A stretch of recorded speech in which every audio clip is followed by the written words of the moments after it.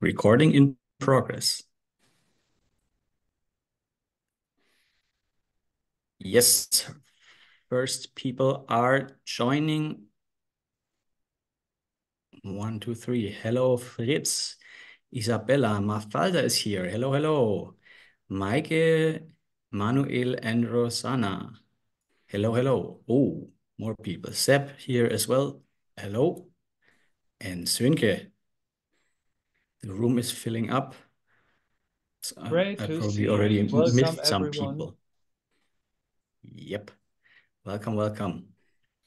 Uh, since there's always lack of time at the end of our 1 hour event, I suggest we'll just start with a boring introduction, but necessary, and then give more time to André and Pepe.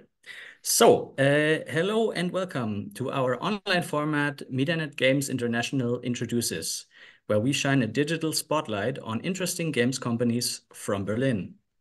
Today, with Studio Fizbin, a long-standing indie studio with offices here in Berlin and also in Ludwigsburg. The Fizbins are known for their award-winning titles from the Inner World series and Minutes of Ireland, and were even awarded Best German Studio at the German Developer Award in 2021. They are based and also co-founded the Saftladen Berlin collective with other studios who were already part of the series before, for example, Maschinenmensch, Megagon Industries, or Paint Bucket Games. Studio Fizbin is represented today by one of their founders, Alexander Pepe, Pieper. Our moderator, who else could it be? Then the magnificent André Bernhardt will lead the conversation through the studio's history, their successes and challenges, and their plans for the future. Before we start, I have a few short announcements and want to thank our partners. medianet Games International is a program of medianet Berlin-Brandenburg, whose network reaches beyond the games industry, connecting Berlin's and Brandenburg's media, creative, and digital industries to create meaningful connections and facilitate interdisciplinary synergies. The project is financed by the European Union through the European Regional Development Fund and the State of Berlin, namely the Senate Department of Economics, Energy, and Public Enterprises, through its program for internationalization. Please make also sure to follow our social media channels and find podcast episodes, event information, and our newsletter on our website at medianet-games.international. And now, without further delay, please welcome our wonderful host, André, and guest, Pepe.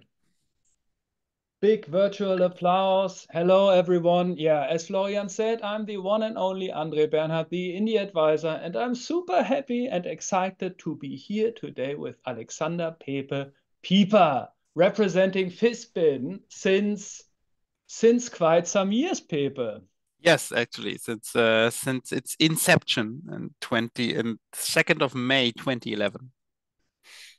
Since which year again? Didn't get that. 2011. Ah, yeah, 2011. Sometimes it feels like I was there, Gandalf, 3,000 years ago. And it's just like, how does it feel now to be one of the veterans of the Berlin indie industry or Berlin Um, games industry, and not being one of these tiny studios that is just starting up with its first adventure game?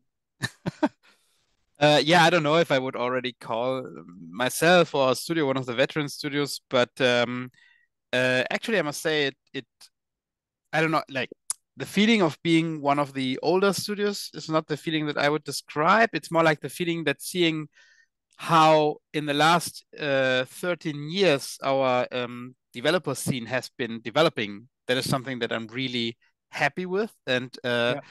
the how it has been growing. Because I remember back then when we had we were part also of the first Indie Arena booth at Gamescom, um, and we were just 10 exhibitors. And this was basically it was 3 studios from Germany, and the other were international studios. Yes. But now, I mean, Indie Arena booth is huge, and it's a ton. Ton load of different developers from Germany, but also internationally. So looking back at what has like how our scene has been growing, I think this feeling has really been very amazing, and I'm happy to be part of it with our studio. That's great to hear that you're still happy to be part of that. Yes, now Florian is just posting about it because first of all, big welcome to all the visitors, everyone who is viewing us right now for showing up and getting some insights into the life of Pepe and Studio Fizbin. There is this Q&A button somewhere hidden in your client, which you can use where you can enter some questions and we can see it here while talking to each other as well. And so maybe we can add it up at the end and get back to the question and see what you want to know from Pepe. Or maybe I can also try to weave it into the conversation here if you want to. So make sure if you want to know more that you use this opportunity to get in contact with the two of us. Older studio, some years ago that the studio was founded, but how did you end up in the games industry, Pepe? I mean, first of all, why Pepe? Pieper, Pepe, where does the nickname come from? Yeah, I was waiting for that question. So basically, although I don't look it, but my family or like my parents, I have 50% of Spanish blood in me. So my mother's from southern Spain. And well, then at high school, I have a very German name, Alexander, and also my surname is very German, Pieper. Yeah. But then they made the connection between Pieper and Pepe because of my Spanish heritage. And it started in school, but then I went with it. And yeah, so usually I present myself as well as Pepe. Yeah, so that's where the name Pepe, the nickname Pepe comes from. Okay, so we can make a big check mark on this so everyone knows where people come from. Sadly, we cannot switch to Spanish the conversation, but you could, I can't.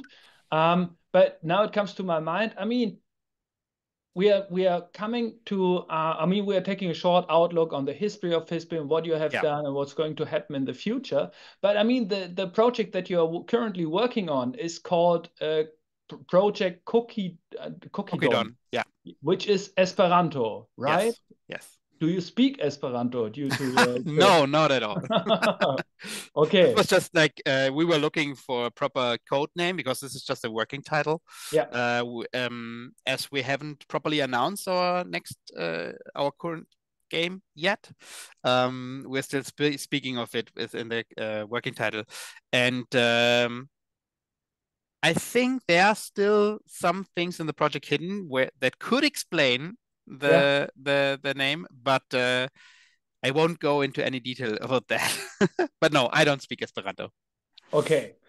So let's rewind time a little bit and think about the time when you entered the game industry. I mean, Yeah. tell us a bit. Tell us, as you are the only one representing the studio today. Tell us a bit about your background. How did you end up Yes. in making games, and what was your was it always your vision to develop this kind of powerhouse that Fizbin is right now, or how did it all begin?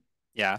So the question how I entered the games industry, I must confess that when I was at school in high school, the idea of what I would do in the future was not that clear to me in the beginning. Yeah. So I was already always interested in video games a lot. Like video games have been a part of my life and especially of my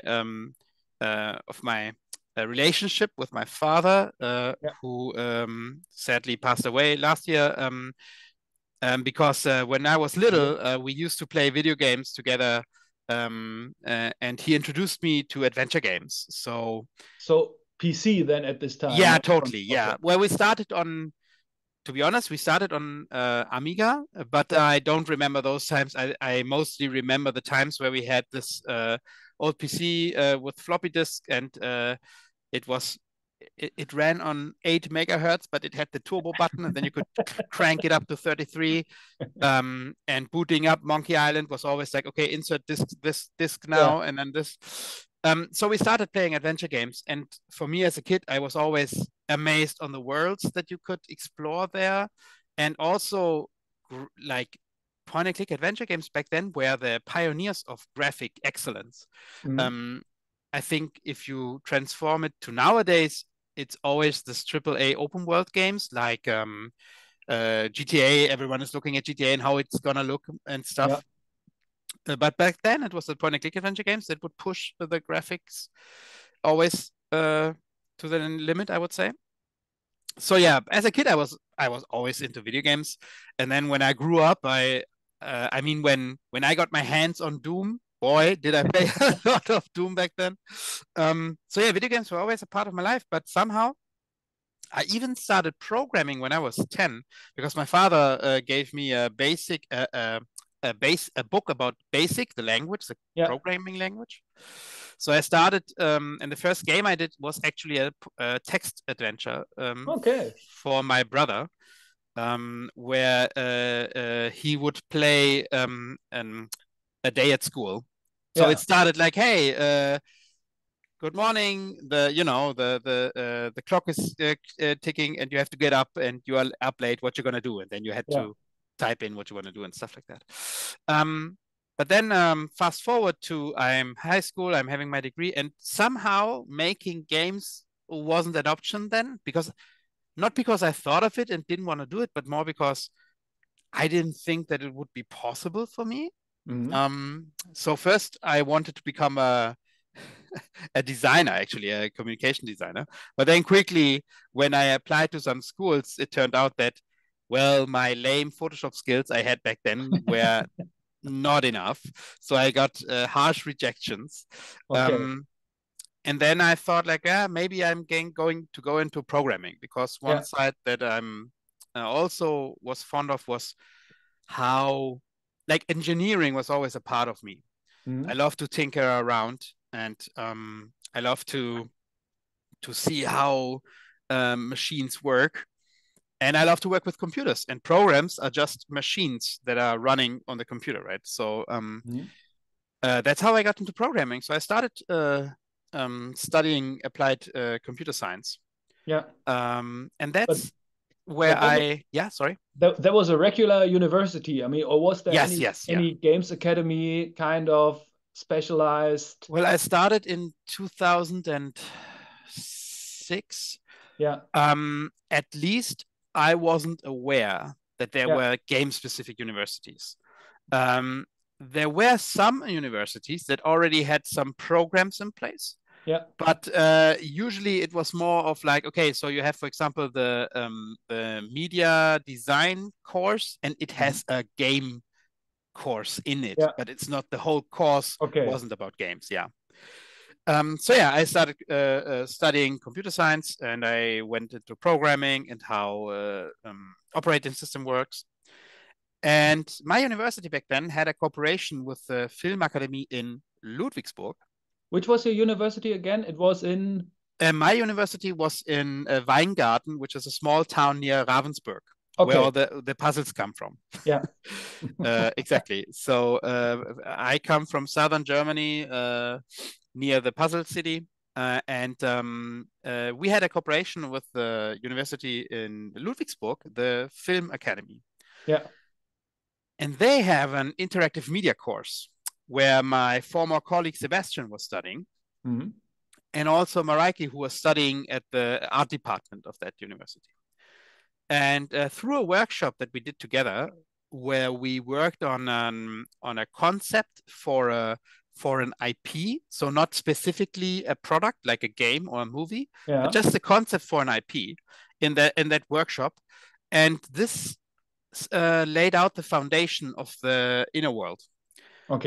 And as I was working together with Sebastian, we figured out that it was really fun, and both of us, we shared the love for adventure games, and it was fun to creating that IP. And as Sebastian introduced Mareike to me, we figured out that, hey, we have the holy triforce of making games. So we have design, we have art, and we have tech.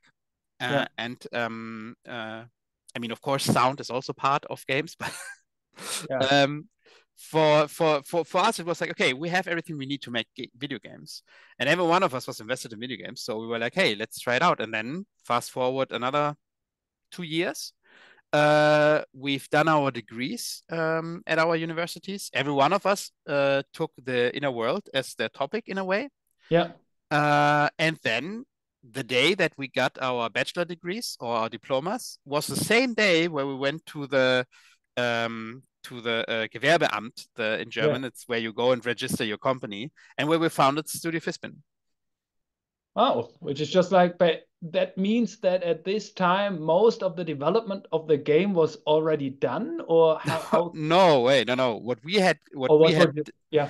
Yeah, the status of the game was that we had we had a prototype running, and I think if I remember correctly, we had the first few screens laid out and concepted. And then, okay, jump into cold water, go to the Gewerbeamt, make the registration and everything. But how were you financed at this time? Was it like, okay, let's ask friends, families, and fools, the typical Fs to throw money at you and get it started?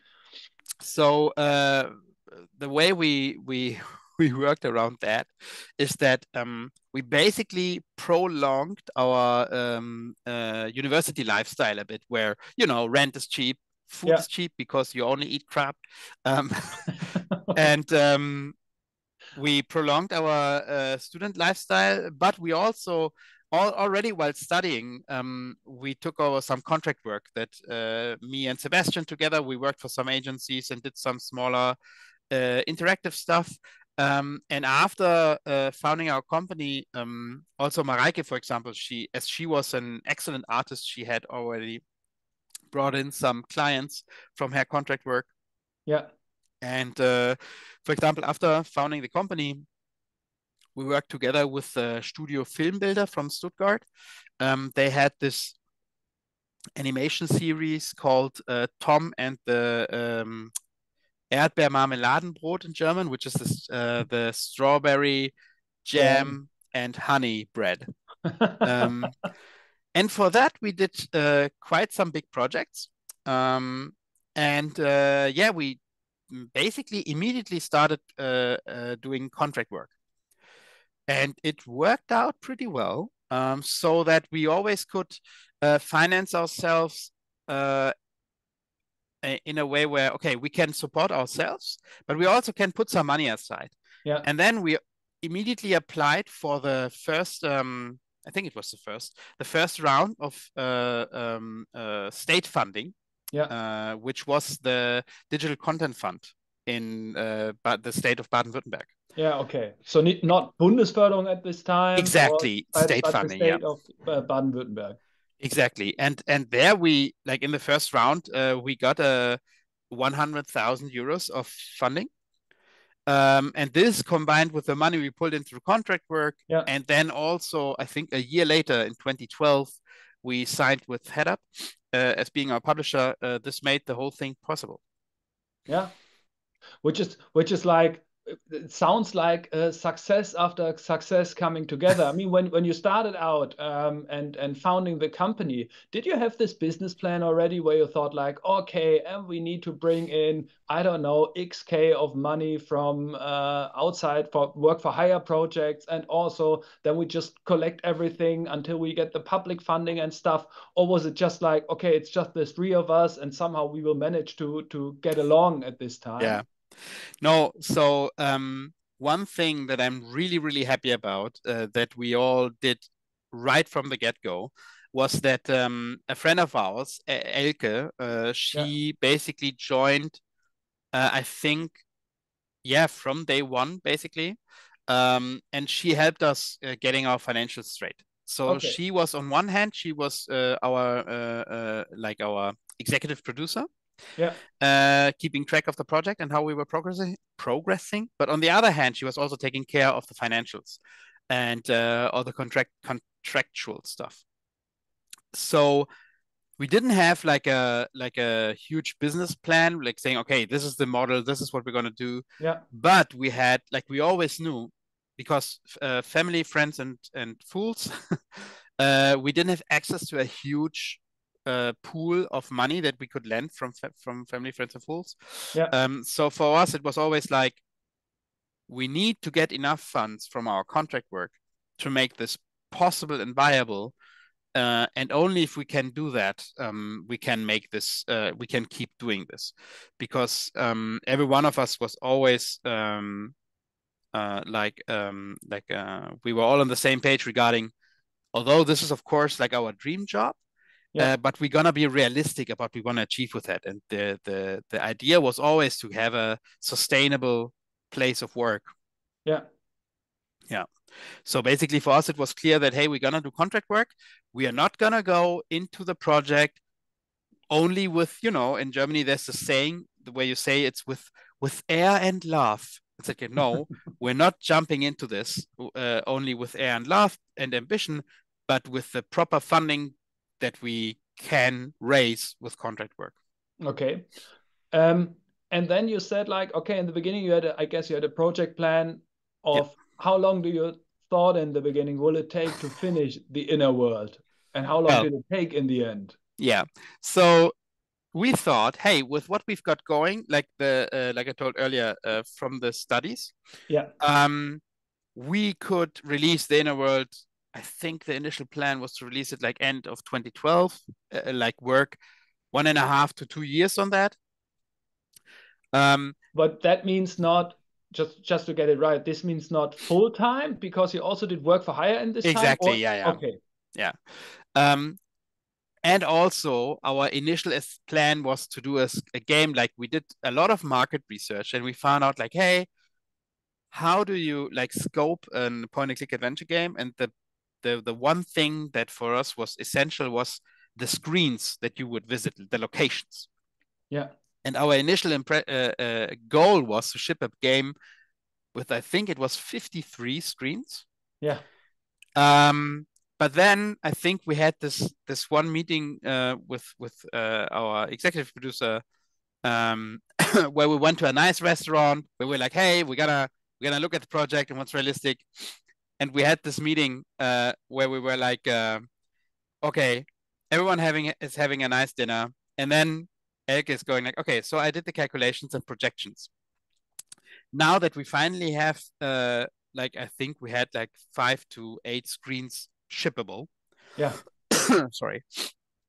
We had a way, we had some metrics to project how long it would take. Yeah, okay. And then she was like, so if we keep our goal of 53 screens, the inner world will release in 2015. Yeah, okay.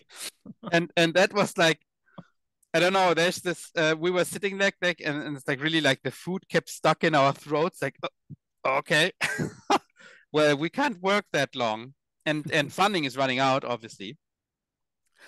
But then this was actually a really good thing, because it helped us to strip down all of the unnecessary stuff in the game.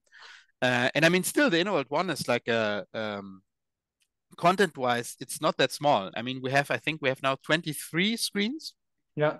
But in total, we have 42 minutes, for example, of completely animated sequences. Yeah. So in total, the game is not that small, and we could focus on it. And in the end, it was a realistic game that we could ship. Yeah. Yeah. Yeah. So in the end, we thought we would be finished by end of 2012.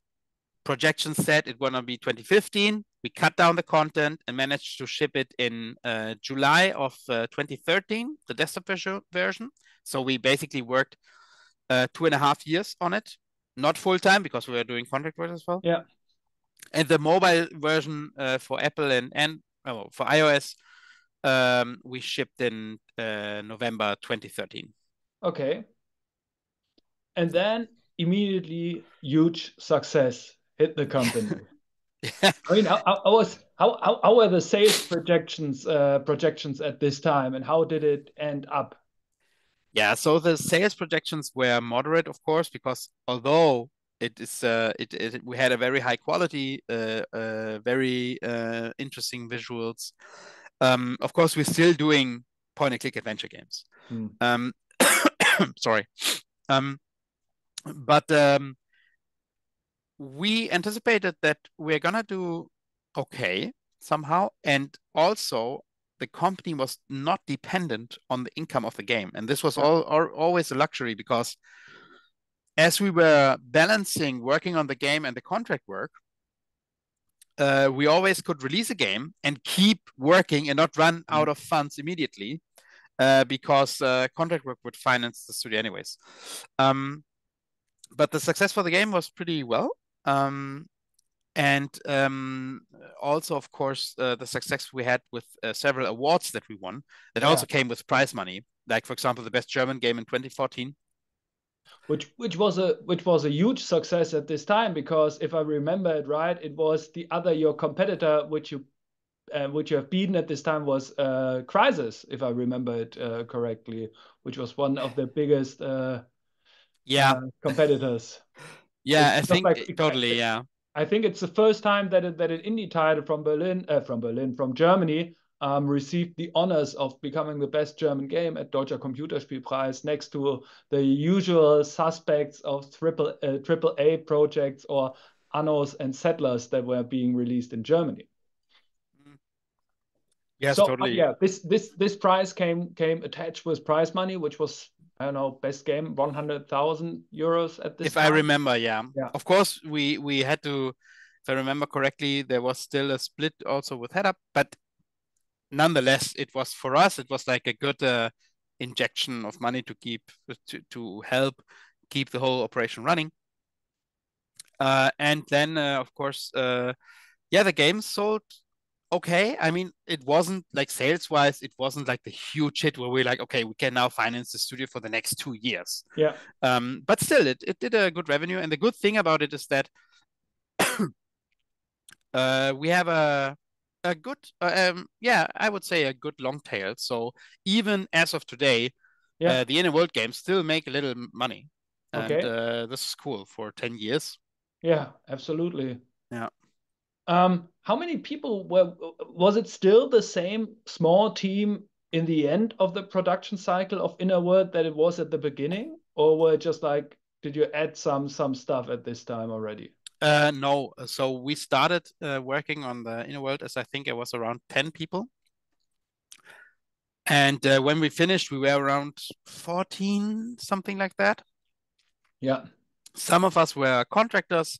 So the team, like usually or were freelancers, and usually, of course, when they have done their work, they weren't part of the team anymore. But I would say the core team of around 10 to 14 people stuck with the studio. Yeah.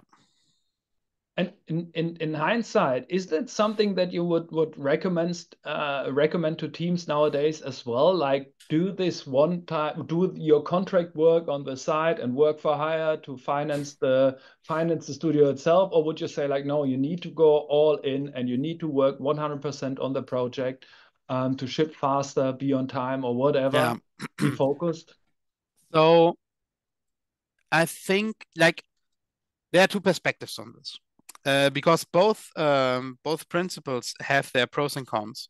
As Studio Fizbin, we've been doing this contract work for a very long time, which enabled us to keep the studio afloat for a very long time. Yeah. Although the games we published, they always have had like a very big resonance.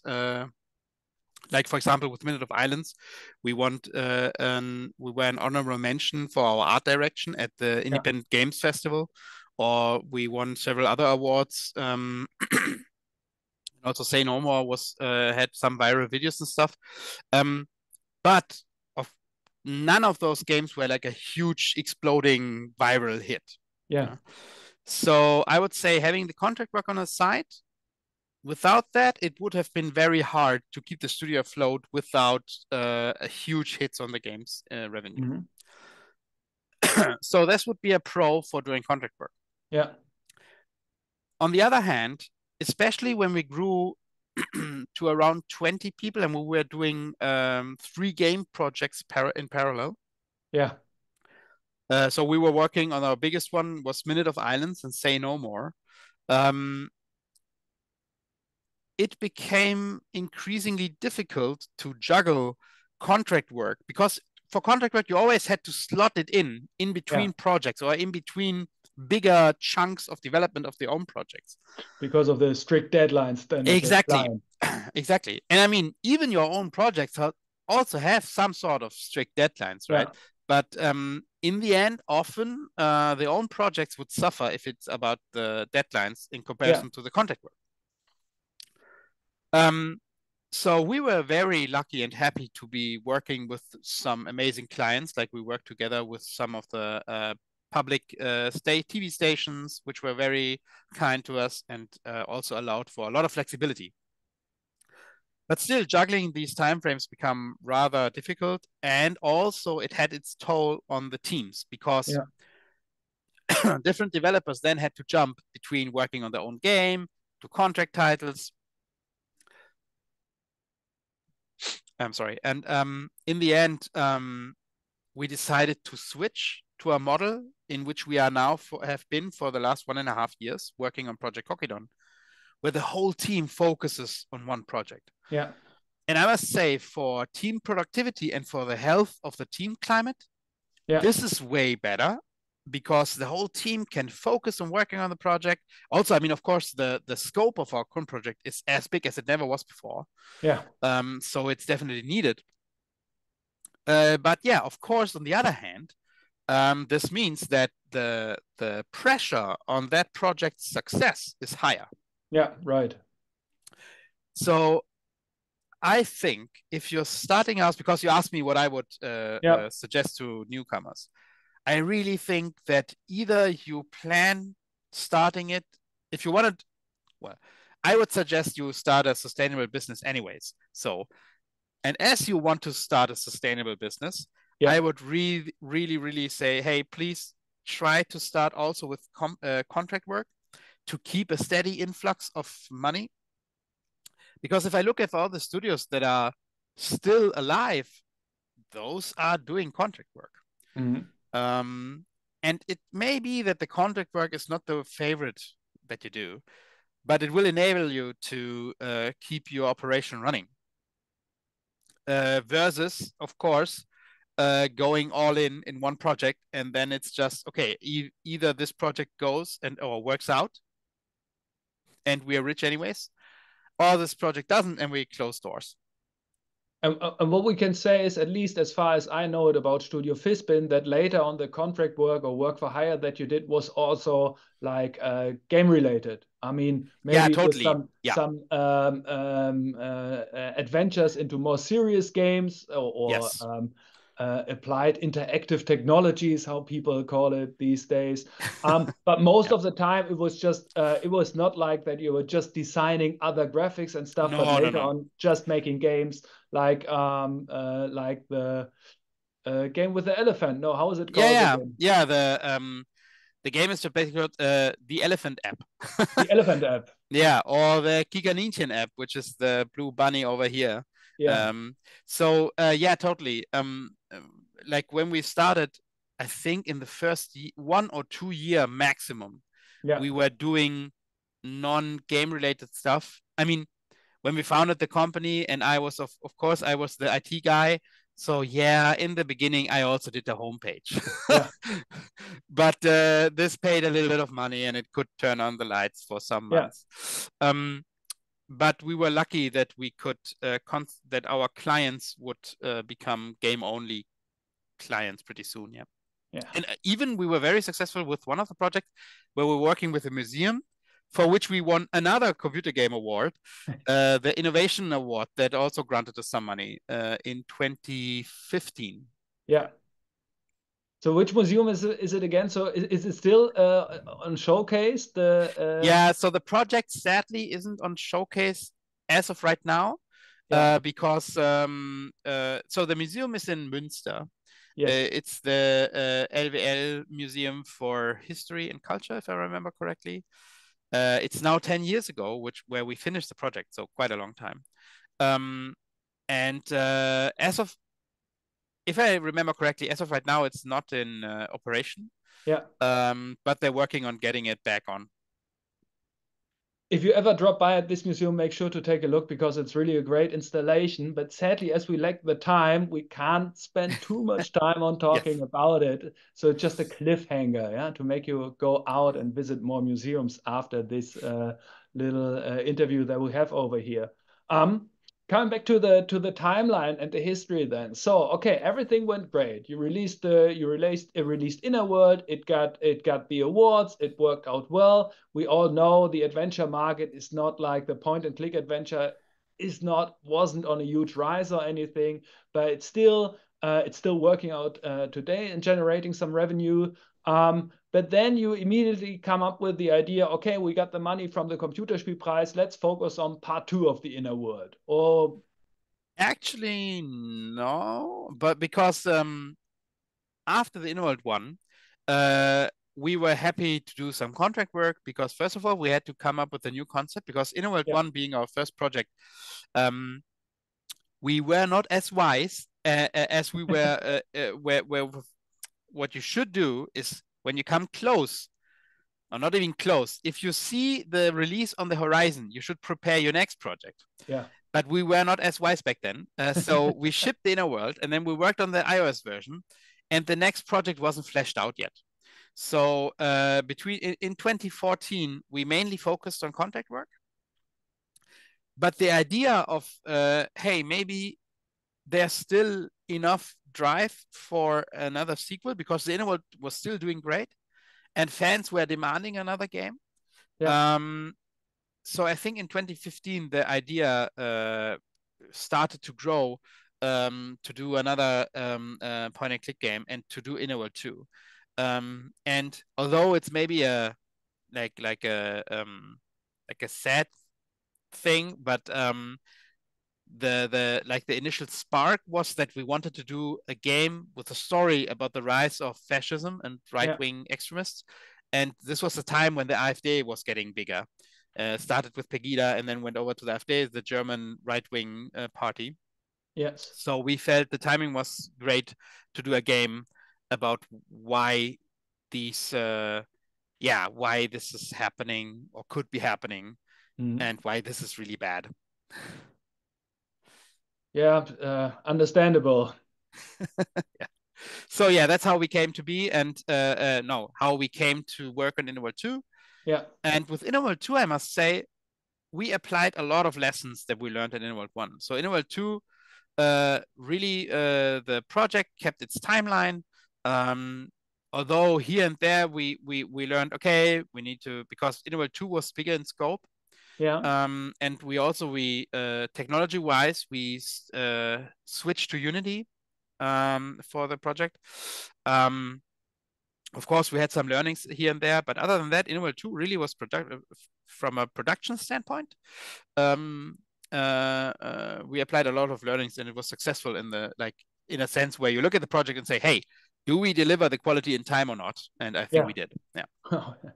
And I mean, meanwhile, you are based in Berlin. The studio was Yes. founded Yeah. in Ludwigsburg. So when Yeah. was the time when you split up the studios and had Yeah. like the Berlin office as well as the Ludwigsburg office? So one thing that helped us a lot was state fundings.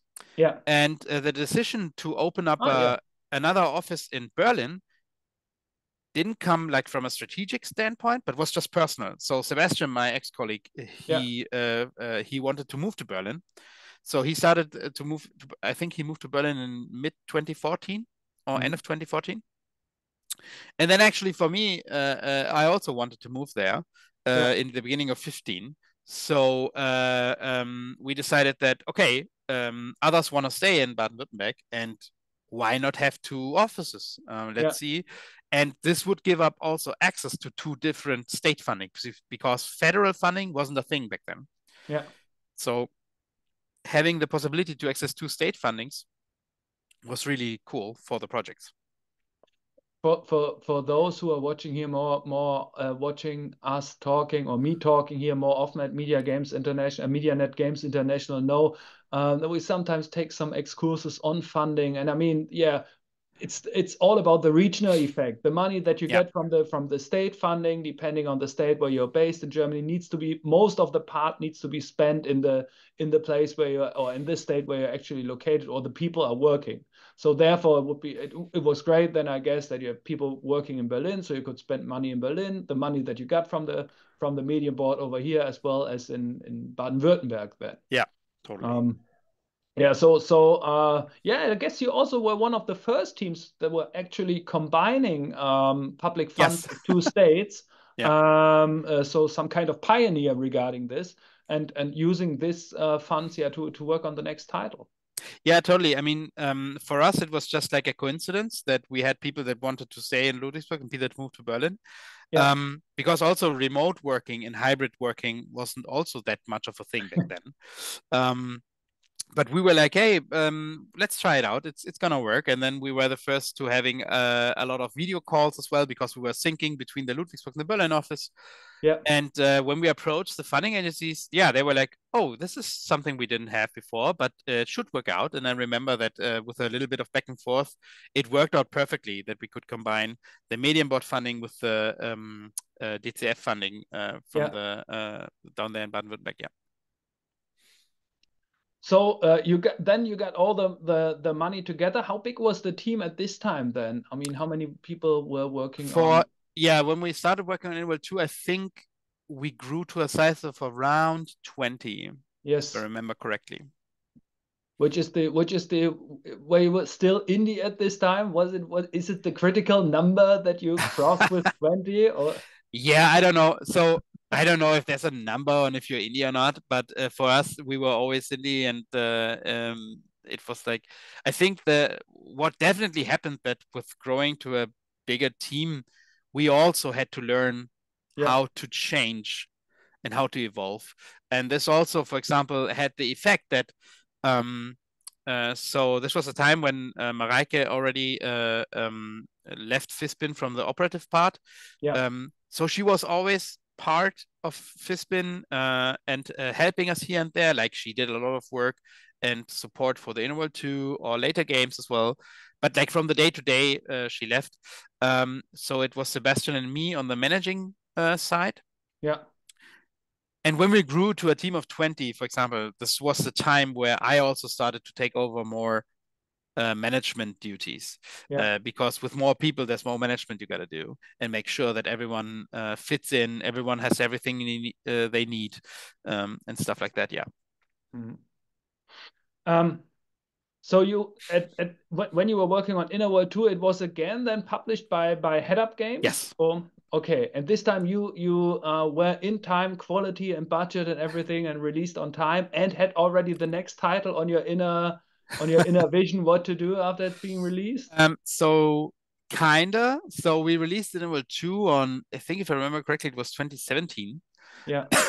And after that, again, we had like a time where we were working on contract work, but we already had like some small ideas, because what we did back then is we had an inside of the company, we had a game jam where we split the team into, I think we were 3 different groups with 5 to 6 people.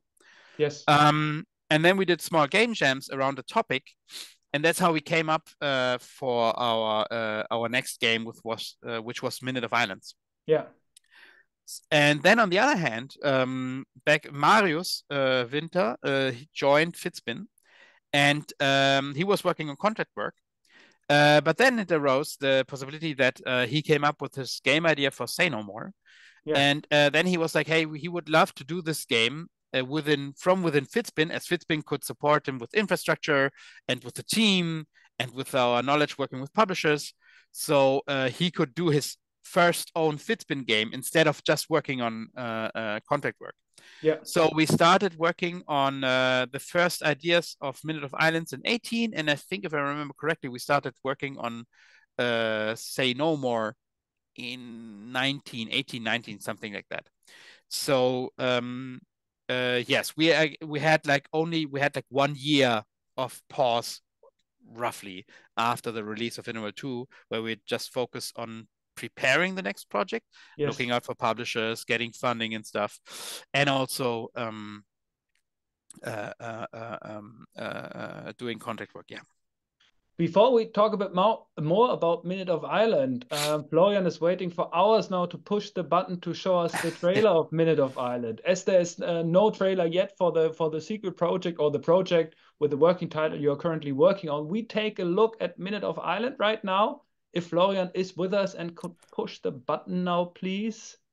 Awesome. Awesome.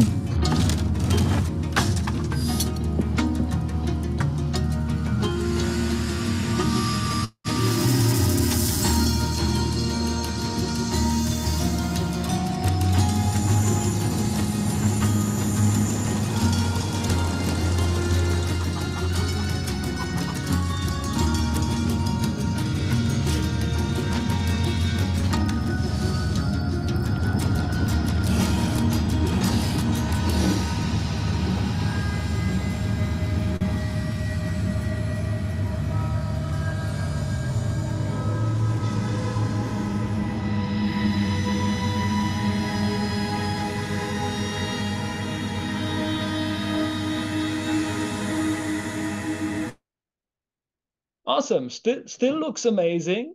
Thank you very much. But this was the first time now where you changed the secret recipe for success of doing point-and-click adventures. I mean, you came up with the or with the project that you were working on after the Inner World 2 was the first time when you were leaving the islands of point-and-click adventures. I mean, was that already part of the game jam where you said like, okay, we need to work out with other genres and let's give it a try? Or yeah, so it's like if you look at also like if you look at the Steam estimated numbers, the Inner World 2, although it was a higher quality and it had a better perception, it wasn't as successful as the first one. And we found for ourselves that back then the point and click genre was basically not working anymore for us.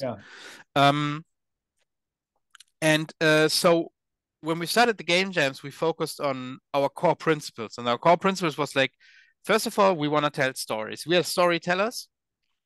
That's why, for example, we are not doing like I don't know, management simulation or a football game and stuff. We are storytellers at heart, and also we really like our how do you say, like the niche that we are also very good at and that we like is that we are interested in doing visually outstanding games. So the idea is, okay, how can we focus on beautiful art and also still doing storytelling?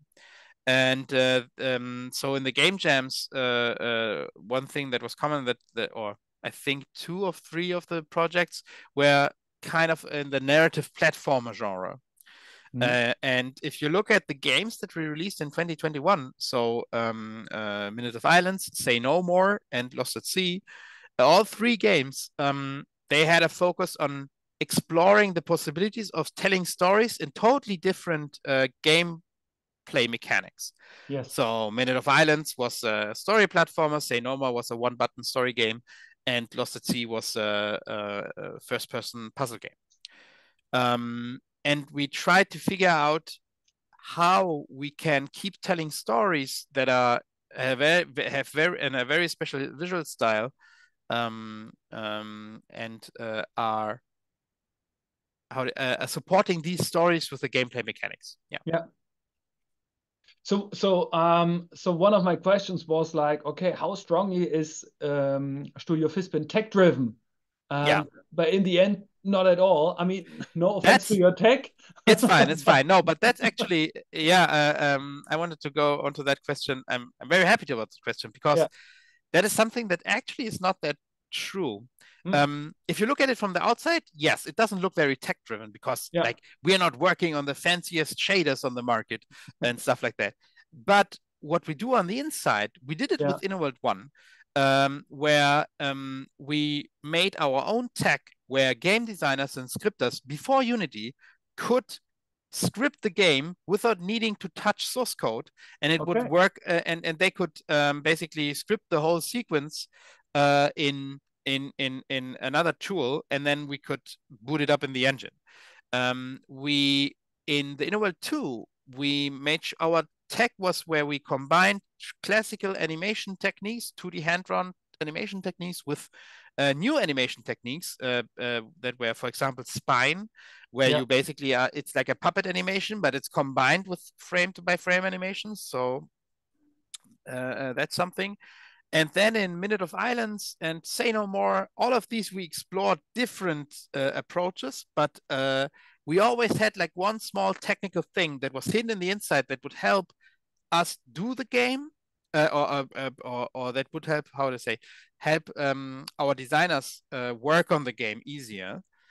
So our tech-driven things are always hidden in the inside of the project. And also right now, for example, Project Kokidon. So we're doing an action gameplay game.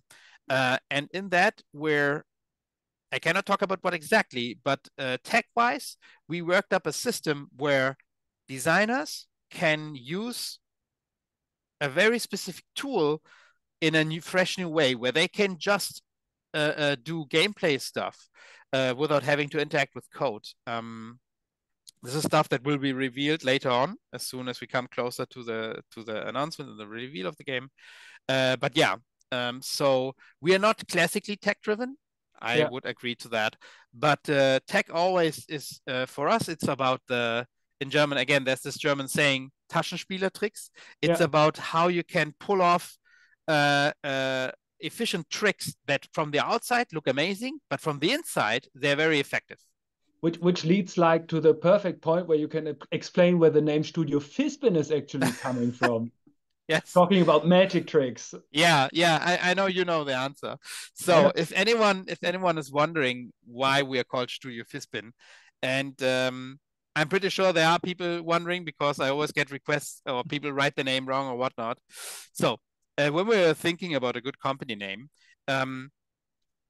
every one of us was like, yeah, so we want to somehow, for us, making video games was magic. So we wanted it to be somehow magic related. And then in our research, we stumbled upon this ancient magic trick called the so-called Fizbin drop, and everyone can Google it. So the so-called Fizbin drop is a trick where basically it's very hard to pull off, because you take a deck of cards, and it's a usual thing. You show someone a card, tell them to remember that card, then you put it back in the deck, and then you split it up in like a triangle. Like you have one part of the deck on this side and the other part on this side, and then on your thumbs there's the third part, so you make a triangle, and the triangle is on a very high force, so you have to do a lot of pressure. And this reminded us of the holy triforce of games, right? It was Pepe, Sebastian, and Mareike. So you had this triangle that would work together on a very high pressure, and then at some point you would just snap like that. All the cards would explode away, but the one card that the people was remembering would stick out of here in the middle. And this trick is so hard to do because it's a lot of pressure that a lot of magicians broke their fingers while doing this. And we loved the story about that so much that we were like, okay, that's going to be the name for a studio. It's going to be Studio Fizbin. And because Studio Fizbin is pulling off the hardest trick there is since the last 13 years, and it's making video games. Which would be like now the perfect ending of this conversation if we wouldn't have 7 minutes left. But that really sums it up on a good way, also by saying like, okay, I totally understand that the tech is there, but it's supporting the stories that you're going to tell within the games. And that is something that I mean, it's a good thing that, I mean, it's a bad thing if tech shines out because it's bad or something, but it doesn't do that. I mean, it's supporting the game, and so far you always get outstanding critics for your game. Thanks so much. You're doing some things right on this. But as we are running out of time, okay, suddenly you were switching from this one title at a time company to several titles at a time, because there was Say No More at the same time in development, as well as Minute of Island. And then how did it go on after that? Both titles were released. Yeah, so we released all 3 titles.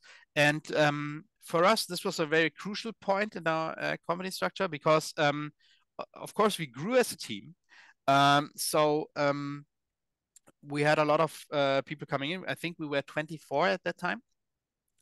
And once we released all 3 titles, we still had contract work coming in, but some of our members, some of them decided to leave and make their own studios, but we also were in the sad position where we couldn't maintain all of our members, because contract were not coming as they should be.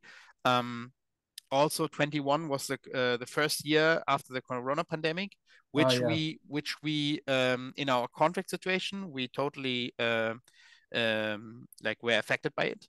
For example, some of our usual clients were like, okay, so because of budget cuts, because of the Corona pandemic, we cannot give you that contract. So we had to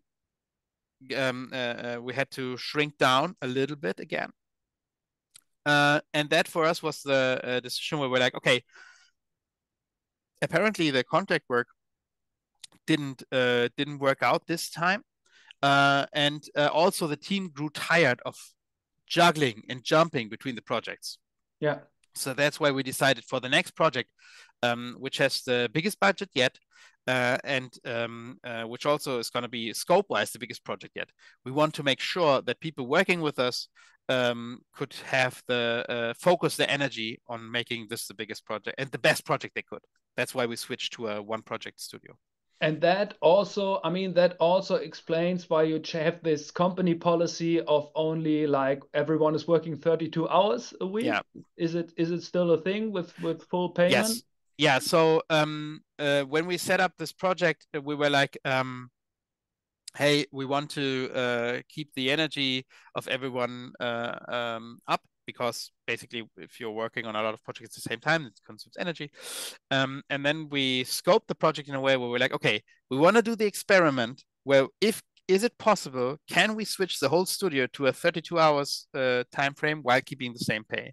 And this is something where the current project, the timeline of the current project for us serves as a testing project. Florian it's always so sad. I could spend way more time together with you, Pepe, and now as I really love the discussion, but Florian made sure that we answer the questions that are within the chat. So let's have a fast round of answering questions, so we make sure that everyone who was patiently listening also has the chance to